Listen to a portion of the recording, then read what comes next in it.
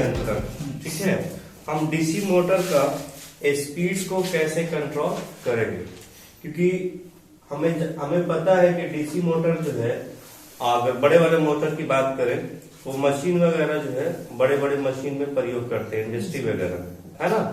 तो कुछ ऐसे भी मशीन होते हैं जो उसको स्पीड को कंट्रोल करना थोड़ा मुश्किल होता है। ठीक है, जैसे लोड वाला मशीन हो गया, है ना, होइस्ट मशीन, जैसे पेपर मिल हो गया या स्टील मिल हो गया, उस सब में हमारा जो है इसका प्रयोग करते हैं। क्लियर। तो इसको हम लोग जो है स्पीड को कंट्रोल करने के लिए आवश्यकता पड़ती है।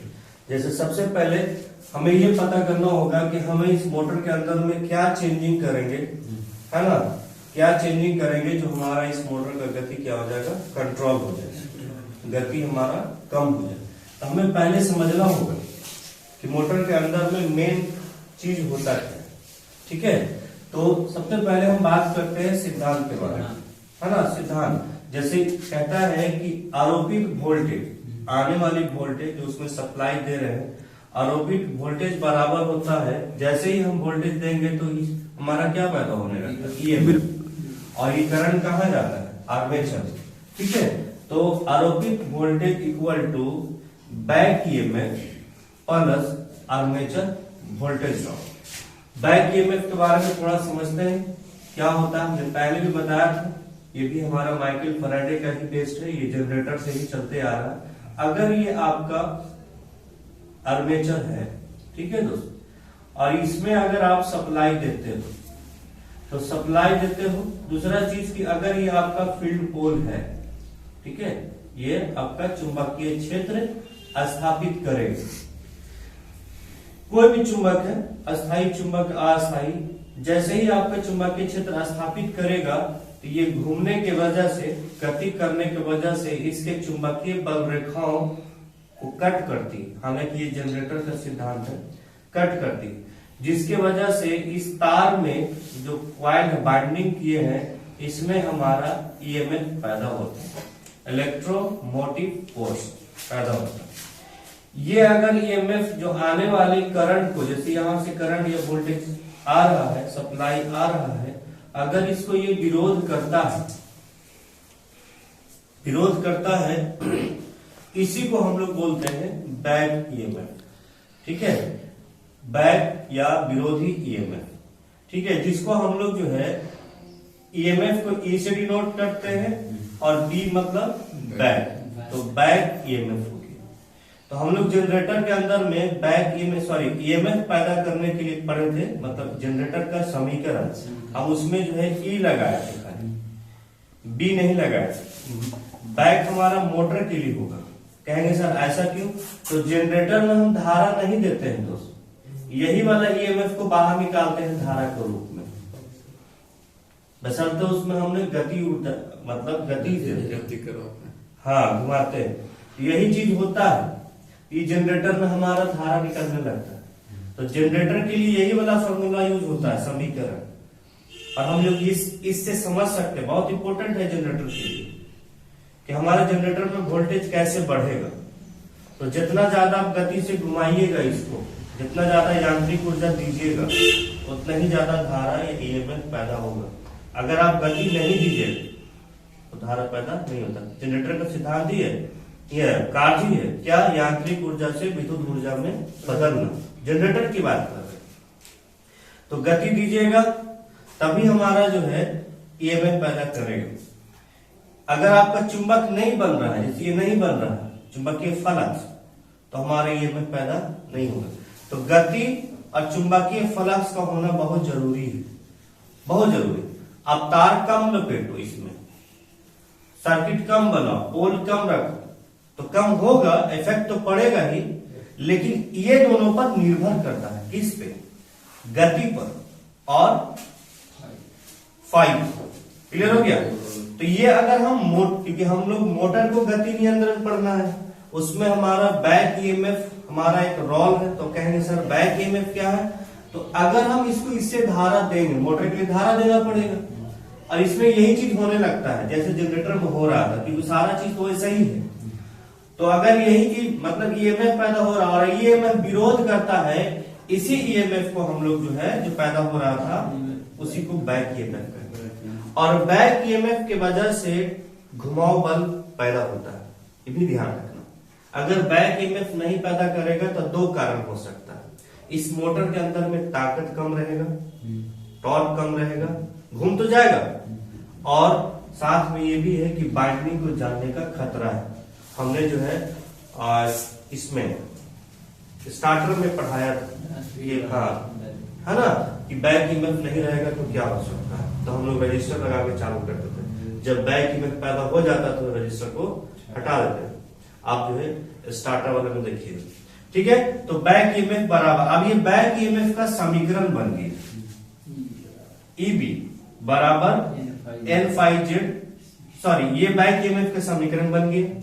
अब इस समीकरण में हमने डीसी मोटर के लिए क्या देख रहे हैं कि जेड क्या है ना, मोटर का बनाने टाइम ही दिया जाता है। जेड क्या है, पैरेलल पथों की संख्या या सॉरी चालकों की संख्या। जो ये आर्मेचर है, आर्मेचर जो आपने बनाया है इसमें जो बाइंडिंग किए है ना ऐसे से, तो जितना बाइंडिंग है यही बाइंडिंग चालकों की संख्या का मतलब जेड है। पी क्या है भाई, तो हम लोग पोल लगाते हैं ना, ये पोल है नॉर्थ और ये साउथ है, पोल की संख्या।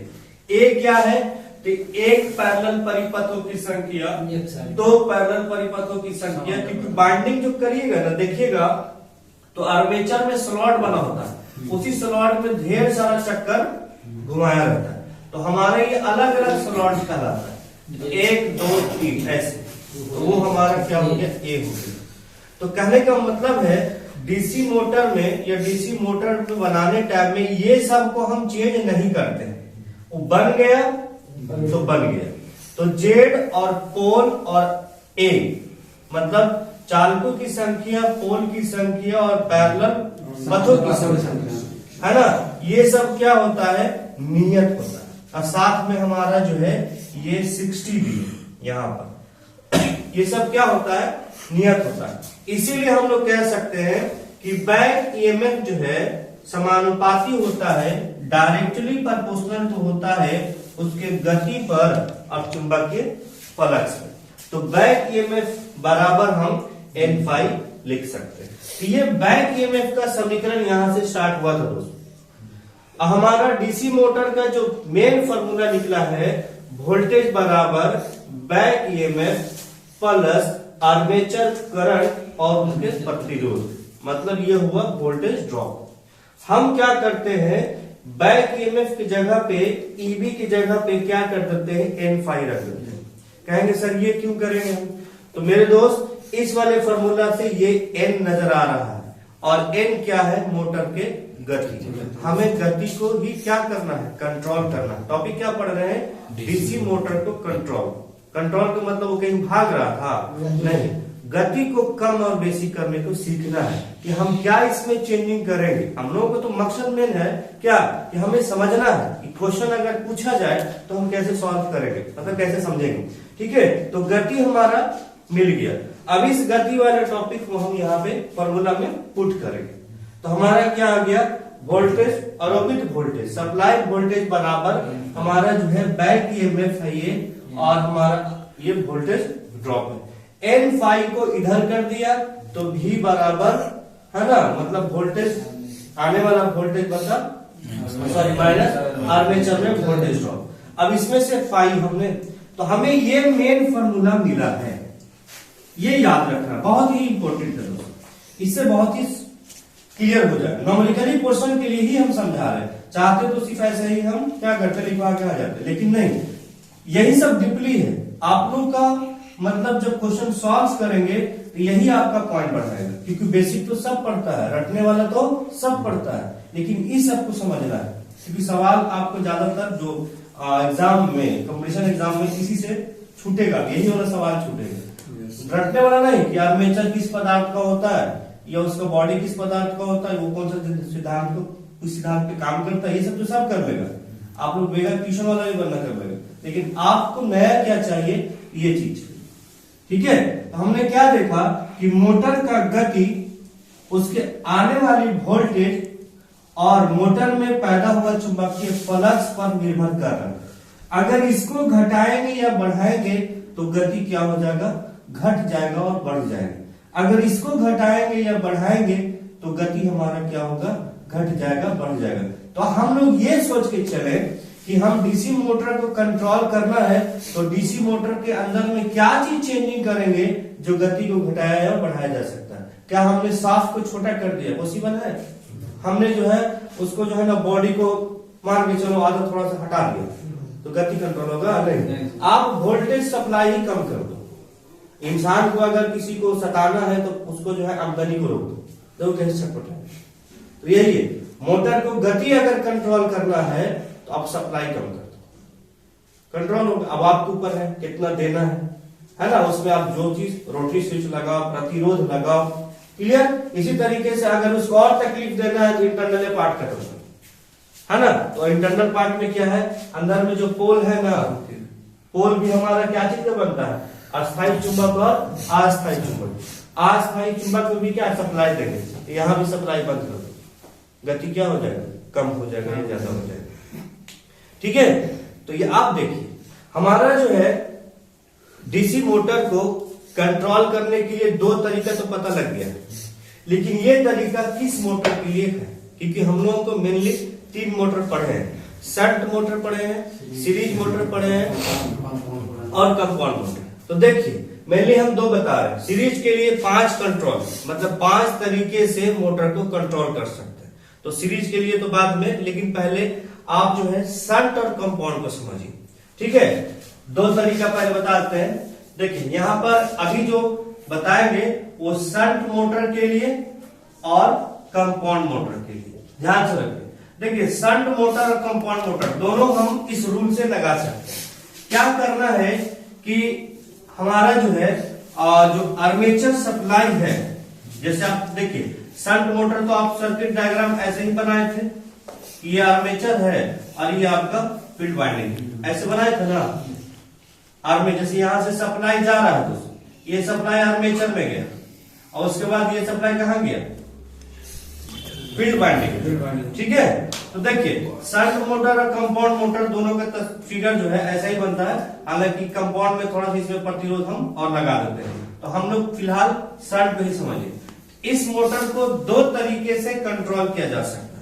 अगर आप आर्मेचर में प्रतिरोध लगा दोगे तो भी गति कम हो जाएगी, कहेंगे सर आर्मेचर में हमने सप्लाई को ही कर दिया, या इसको ना करके इसमें सप्लाई कम कर दो, मतलब प्रतिरोध लगा दो। ठीक है, तो हम लोग जो है शंट मोटर का गति कंट्रोल कर सकते हैं। तो आप कहेंगे सर क्लियर करिए।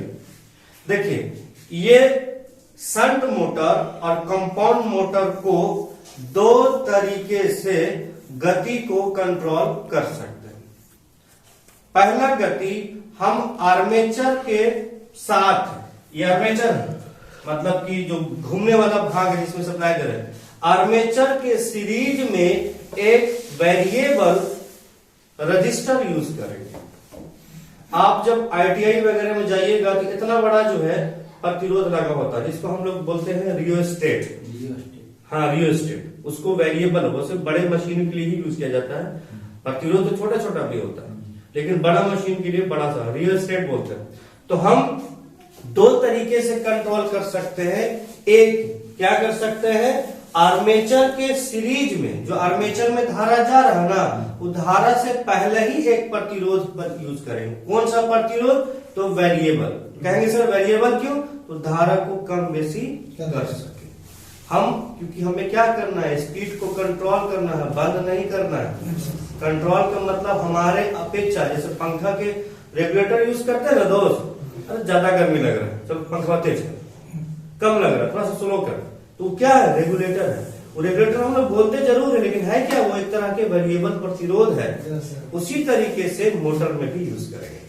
तो कहां कहां यूज करेंगे, एक हमारे पास ऑप्शन बना है कि आर्मेचर में जो धारा जा रहा है ना, उस धारा के ही पहले ही जोड़ दो। हमने बाहर रख दिया था तो उसको, जब मोटर ज्यादा बढ़ रहा है तो भाई थोड़ा सा कम करो, मोटर गति कम हो जाएगा। एक तरीका हुआ। कहेंगे सर आर्मेचर में थोड़ा झमेला हमें ज्यादा लग रहा है, हम आर्मेचर में कोई छेड़खानी नहीं करना चाहते, तो क्या करो, आप फील्ड पोल में भी देखो, क्योंकि शंट मोटर है तो शंट मोटर में फील्ड के लिए अलग और आर्मेचर के लिए अलग होता है। तो आप आर्मेचर को छेड़खानी नहीं करना चाहते हो तो फील्ड में लगा, उसी में वही काम लगा दो, रिएस्टेट लगा, दोनों में किसी। तो ये समझ में आया कि शंट मोटर और कंपाउंड मोटर को दो तरीके से स्पीड को कंट्रोल किया जा सकता है। ऑप्शन रहेगा कि हम आर्मेचर के सीरीज में प्रतिरोध लगाएंगे कि शंट में लगाएंगे कि दोनों में लगाएंगे, तो क्या बोलेंगे? दोनों में। नहीं, आर्मेचर के सीरीज में, हम आर्मेचर का नाम लिया, हाँ सीरीज में, या फील्ड बाइंडिंग के सीरीज में कि शंट में कि दोनों में। तो अगर क्या बोला हमने, मतलब हो सकता है फील्ड बाइंडिंग में यूज कर सकते। तो दो तरीका ध्यान में रखना, क्या कि हम आर्मेचर के सीरीज में प्रतिरोध लगा सकते हैं। कैसा प्रतिरोध? तो वेरिएबल प्रतिरोध को क्या बोलते हैं? तो रियोस्टेट। ये भी ऑप्शन में रहेगा, क्या बोलेंगे? रियोस्टेट। उसका ना एक साइलेंट होता है, रियोस्टेट। क्लियर? रियोस्टेट। तो आर्मेचर के सीरीज में भी लगा सकते हैं या फील्ड बाइंडिंग के या फील्ड सप्लाई के भी सीरीज में लगा सकते हैं। क्लियर हो गया? चलिए इसको लिखवा देते हैं, ये सब नोट कर लिए पूरा बढ़िया से। चलिए ठीक। मोटर कंट्रोल करने का, मोटर के हिसाब से हमारा जो है सीरीज के लिए अलग कंट्रोल है, जबकि शंट और कंपाउंड के लिए ये दो तरीके से हम कंट्रोल कर सकते हैं। ठीक है, speed control of DC shunt and compound motor. पहले समझिए, पहला क्या है हमारा? आर्मेचर नियंत्रण विधि, आर्मेचर कंट्रोल में। देखिए मेनली अगर हम नॉर्मल सर्किट से समझें तो ये हमारा अगर फील्ड बाइंडिंग लेते हैं और ये आर्मेचर अगर लेते हैं, ठीक है, यहां से, ठीक है दोस्त, और ये हमारा सप्लाई, डीसी सप्लाई। तो हमारा डीसी सप्लाई यहां से करंट जाएगा तो पहले क्या हो जाएगा? फील्ड में, और फील्ड से कहां जाएगा? आर्मेचर। ये हो जाता है सीरीज मोटर, सीरीज मोटर। तो अभी हम सीरीज को तो कंट्रोल कर नहीं रहे हैं। अब हमारा रही बात शंट मोटर का, तो शंट मोटर क्या है ना, फील्ड बाइंडिंग और उसका आर्मेचर दोनों क्या चीज में होता है? पैरेलल में। तो ये हमारा जो है आर्मेचर है, यहां से सप्लाई देंगे तो ये आर्मेचर के आएगा और ये हमारा फील्ड बाइंडिंग में है। ये आर्मेचर, ये शंट मोटर को। क्लियर? अब रही बात कंपाउंड मोटर का, तो कंपाउंड मोटर में क्या होता है ना, एक फील्ड बाइंडिंग आर्मेचर के सीरीज में होता है और एक फील्ड बाइंडिंग आर्मेचर के पैरेलल में होता है। तो एक बाइंडिंग लगा देते हैं, तो आर्मेचर के सीरीज में हुआ, आर्मेचर के पैरेलल में हुआ, ये कंपाउंड मोटर। तो हम ये दोनों मेथड से शंट मोटर और कंपाउंड मोटर का गति नियंत्रण कर सकते हैं। पहला कौन सा गति नियंत्रण है? आर्मेचर गति नियंत्रण, मतलब आर्मेचर नियंत्रण विधि है ना, आर्मेचर कंट्रोल। हम क्या करेंगे, जो हमने बताया था फॉर्मूला में, क्या बताया था? N बराबर V minus I A into R A by 5। आप क्या करो, आर्मेचर को ही सप्लाई जो दे रहे हो वो सप्लाई में ही क्या करो, कंट्रोल करो। तो हम इस फिगर में देखिए, पहले तो आर्मेचर ये फील्ड बाइंडिंग है, तो कौन सा मोटर बन गया? Shunt motor. इसके सीरीज में, मतलब आने वाले रास्ते में हम एक प्रतिरोध लगा देते हैं, वेरिएबल प्रतिरोध। और वेरिएबल प्रतिरोध बड़ा साइज में जब होता है, छोटे उसको यही नाम देते हैं, उसको हम रियोस्टेट बोलते हैं।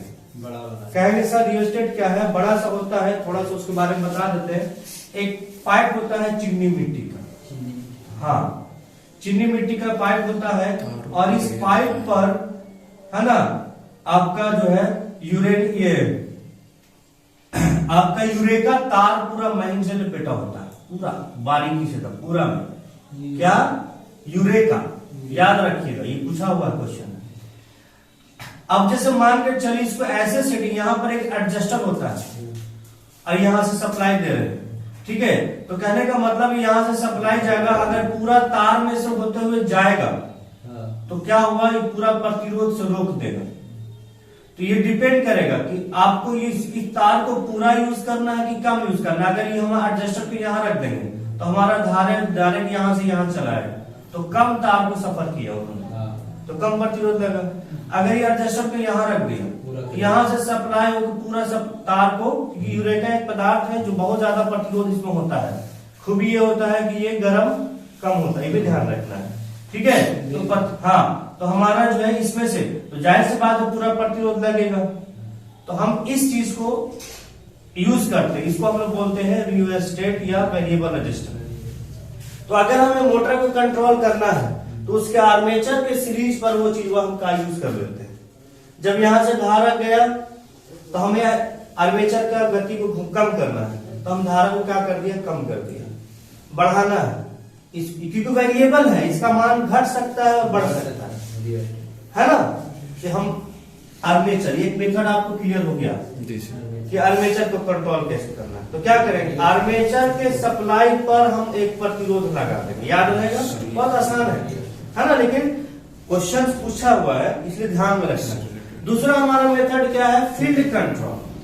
मतलब कि जो आर्मेचर के फील्ड होता है ना, उसमें भी हम लोग सप्लाई देते हैं, क्या है ना भाई, चुंबकीय क्षेत्र बनाने के लिए। तो फील्ड हमारा ये होता है। तो जब यहां से ये धारा जाएगा तो आर्मेचर में चला जाएगा, तो हमें आर्मेचर पर जो कंट्रोल, मतलब इसमें जो है इसको तो कुछ करना नहीं है, हम क्या कर दिया है फील्ड में। तो फील्ड में बाइंडिंग में धारा जाने से पहले ही हम क्या लगा दिया है, रियोस्टेट लगा दिया।